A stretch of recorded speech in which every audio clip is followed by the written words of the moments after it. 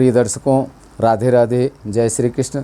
मैं आपका ज्योतिष मित्र सुदर्शनाचारी संदीप त्रिपाठी आपके अपने YouTube चैनल अष्टो राधे गुरु में आप सबका हार्दिक स्वागत एवं अभिनंदन करता हूं। दर्शकों, यदि आप अपनी कुंडली दिखाना चाहते हैं, ग्रह शांति कराना चाहते हैं या आयु, शिक्षा, रोजगार, विवाह आदि किसी विषय से संबंधित प्रश्न पूछना चाहते हैं तो हमारे व्हाट्सएप नंबर पर कॉल करके हमसे संपर्क कर सकते हैं। हमारा व्हाट्सएप नंबर है 9140819264। सर्वोदय नगर लखनऊ में हमारा मिलने का समय है शाम को 5 बजे से 7 बजे के बीच। इस बीच में आप व्यक्तिगत रूप से भी हमसे मिल करके अपनी कुंडली के विषय में संपूर्ण जानकारी प्राप्त कर सकते हैं और अपनी समस्या का समाधान कर सकते हैं। दर्शकों, आज हम कुंडली के 10वें भाव कर्म स्थान कर्मेश की चर्चा करेंगे कि यदि कर्मेश बृहस्पति के साथ अपनी उच्च राशि में स्थित है और नवमेश अर्थात भाग्येश कर्म भाव में स्थित है, 10वें भाव में स्थित है, तो ऐसा जातक मानी, धनी और प्रतापी होता है। आइए देखते हैं। सूत्र हमारा है, यदि कर्मेश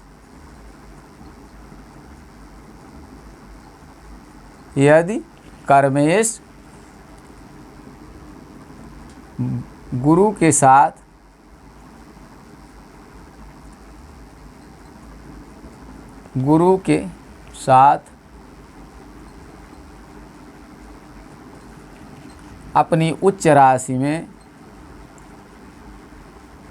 अपनी उच्च राशि में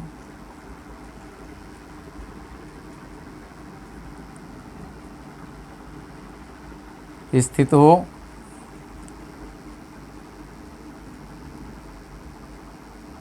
यदि कर्मेश गुरु के साथ अपनी उच्च राशि में स्थित हो और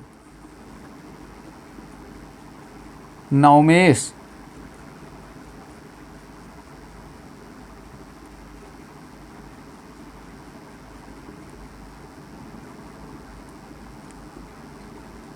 नवमेश 10वें भाव में हो,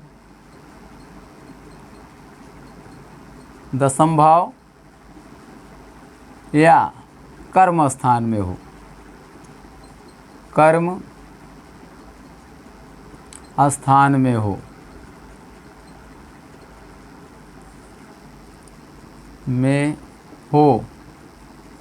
तो ऐसा जातक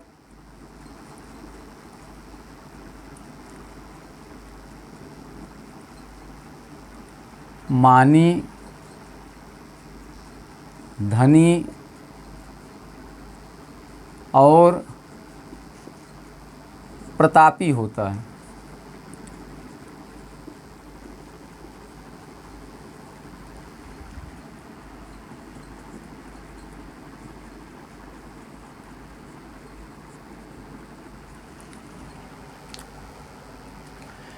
यदि कर्मेश अर्थात दशमेश गुरु के साथ अपनी उच्च राशि में स्थित हो और नवमेश 10वें भाव या कर्म स्थान में हो तो ऐसा जातक मानी, धनी और प्रतापी होता है।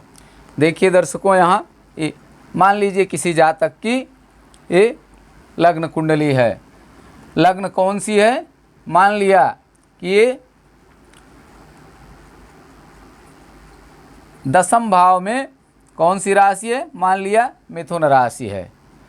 तो कन्या लग्न हुई, मान लिया कन्या लग्न की कुंडली है। कन्या, तुला, वृश्चिक, धनु, मकर, कुंभ, मीन, मेष, वृष, मिथुन, कर्क, सिंह, इस प्रकार से राशियां होगी। अब 10वें भाव में कौन सी राशि है? मिथुन राशि। तो दशमेश कौन हुआ? बुध। दशमेश बुध, दशमेश या कर्मेश,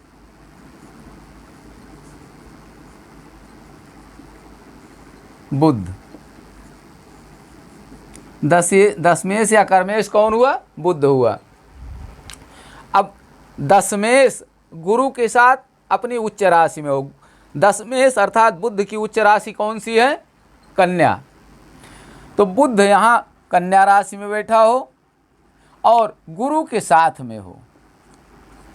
दशमेश यदि गुरु के साथ में अपनी उच्च राशि में बैठा हो और नवमेश, यहाँ नवमेश कौन है? नवमेश कौन है? शुक्र। नवम भाव में कौन सी राशि है? वृष। वृष का स्वामी शुक्र। तो नवमेश कौन हुआ? शुक्र। शुक्र दशम भाव में हो, कर्म स्थान में हो। यदि कर्मेश गुरु के साथ अपनी उच्च राशि में स्थित हो, कर्मेश बुध गुरु के साथ अपनी उच्च राशि में बुध में स्थित है, अपनी उच्च राशि कन्या में स्थित है, और नवमेश दशम भाव या कर्म स्थान में हो, नवमेश शुक्र कर्म स्थान या दशम भाव में स्थित है, तो ऐसा जातक, जिस भी जातक की कुंडली में इस प्रकार का योग होगा, ऐसा जातक धनी होगा, समाज में प्रतिष्ठित होगा और प्रतापी होगा। ऐसा नहीं कि वो बिल्कुल शांत चित्त हो, किसी चीज़ से कोई मतलब न हो, पैतृक धन संपदा मिल गई हो। बहुत लोग ऐसे हैं जिनको पैतृक धन संपदा मिल गई है लेकिन उनके अंदर प्रताप नहीं है, जो एक प्रतापी राजा कहलाता है, एक वीर राजा कहलाता है, राणा प्रताप जैसे, तो प्रताप नहीं है। लेकिन यहाँ अगर दशमेश गुरु के साथ अपनी उच्च राशि में स्थित है और भाग्य शुक्र के साथ में है, तो ऐसा जातक चाहे पैतृक संपत्ति उसे कुछ भी न मिले हो, लेकिन ऐसा जातक अपने शुभ कर्मों के कारण समाज में प्रतिष्ठा, अपार धन संपदा और सब कुछ प्राप्त करता है, अर्थात शुभ योग, शुभ कर्म करता है ऐसा जातक। यदि दशमेश गुरु के साथ में अपने उच्च राशि में स्थित हो और नवमेश शुक्र के, नवमेश दशम भाव में हो, जैसा कि इस कुंडली में देखिए, दशमेश बुध अपनी उच्च राशि में गुरु के साथ लग्न में स्थित है और नवमेश शुक्र दशम भाव में स्थित है, ऐसा जातक विख्यात होता है, अर्थात उसकी प्रतिष्ठा समाज में होती है।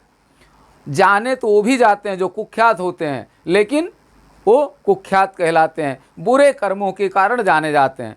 लेकिन जिस भी जातक की कुंडली में इस प्रकार का योग होगा, दशमेश अपनी उच्च राशि में गुरु के साथ होगा और भाग्येश दशम भाव में होगा, ऐसा जातक अपने शुभ कर्मों के द्वारा, अच्छे कर्मों के द्वारा अच्छे काम करके विख्यात होगा और अपार धन संपदा का मालिक होगा।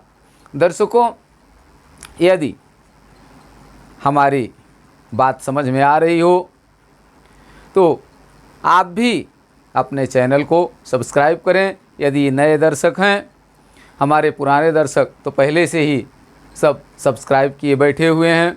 दर्शकों, यदि नए दर्शक हैं आप, तो हमारे चैनल को प्लीज़ सब्सक्राइब करें, लाइक करें, शेयर करें, ताकि जो भी वीडियो हम यूट्यूब पर डालें आप तक सीधे और जल्दी पहुंच सके।